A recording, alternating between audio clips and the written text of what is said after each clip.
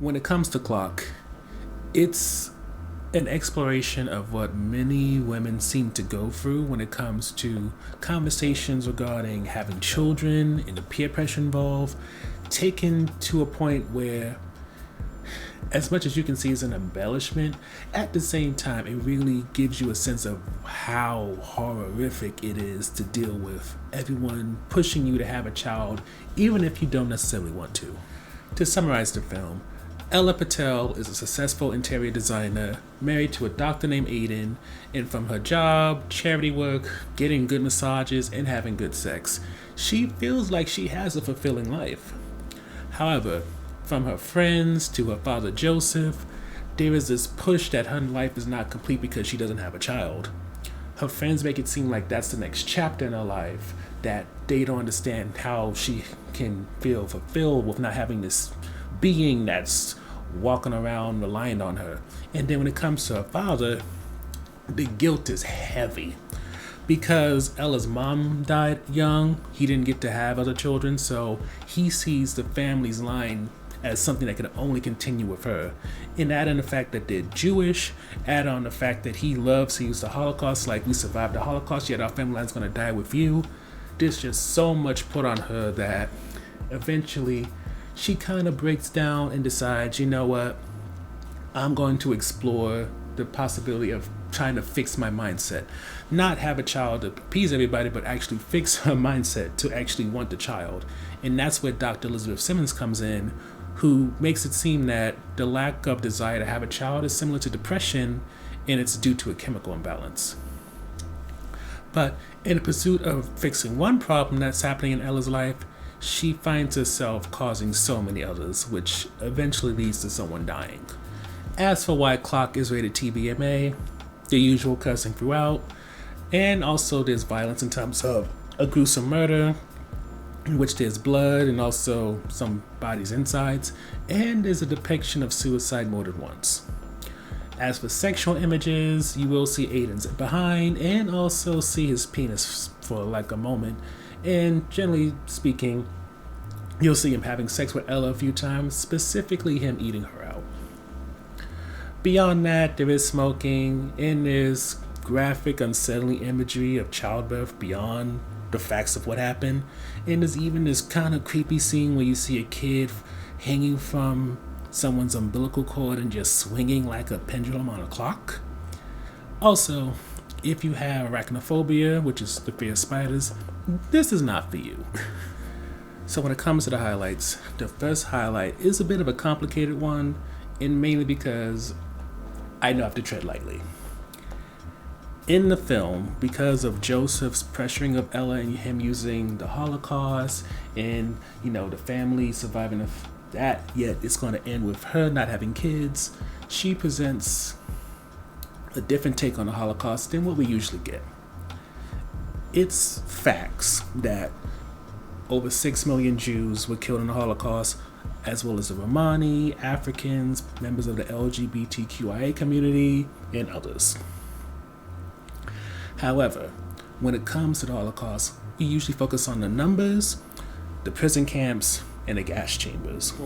But the reason why, from her perspective, it is still the one that's put on a pedestal and everything's compared to, is because with that genocide, it wasn't about the poor, it wasn't about the indigenous or people who didn't have much. It was about people who were well educated, who had high positions in society, and at times were middle class or rich. That is what sets it apart, and I've never thought about that, and it really helps you understand why it's pushed to be what it is. And that's because if that can happen to 6 million people who are affluent just because of someone's prejudice, it really makes you take into account how pretty much no society is safe if the wrong person gets into power and is able to convince someone that this people, whether they're Jewish, whether they're black, whether they're Hispanic, whether they're rich, whatever, no people are potentially safe. So the next highlight just deals with Ella and understanding why she's pushing back on having kids, and also her normalizing the idea that people just don't want them. And this is shown in multiple ways. For one, you could say the simple things like overpopulation, seeing how society is becoming, and not want to bring a kid into that. But at the same time, you could also look at the fact that who wants to have this almost parasite inside of you where you're now growing to a large scale beyond what you're used to, and you can literally see it pushing at your abdomen as you can see its feet or hands like it's that thing in Alien. Never mind, even while the pregnancy is bad enough and all the hormonal things that you're changing, that the hormonal things that are changing as well as how your body's changing, then you have the actual childbirth where either they have to cut you open via C-section, or else you have to push out this thing the size of a cantaloupe or bigger out of an area where you're not used to having something that big. And then there's all the ripping, how it rearranges your organs, can mess with your muscles and everything, and it's a lot to ask. And even with it being a lot to ask, you still recognize through Ella how much pressure there is to go through all that nonsense.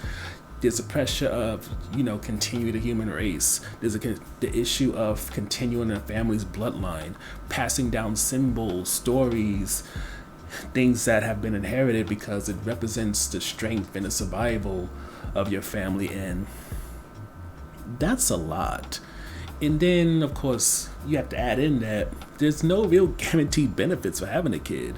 For often it's a case of if you don't, you're damned, and if you do, so comes the issues of now you have this kid who's puking on you, urinating on you, defecating on you, and that's just within a few first weeks or months with the kid. So the on-the-fence topic for us is just how this film tries to teeter between being a horror movie while also being a drama that addresses real and honest feelings.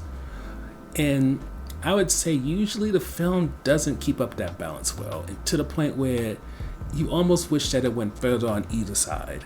In terms of the drama side, it makes you wish that it felt less like Ella was always talking to a wall about how she felt, in that it really addressed the different feelings between her and Aiden, in terms of Aiden kind of waiting for her to be ready to have a child versus her pretty much not wanting one, and how that can affect the relationship, especially if that's not talked about.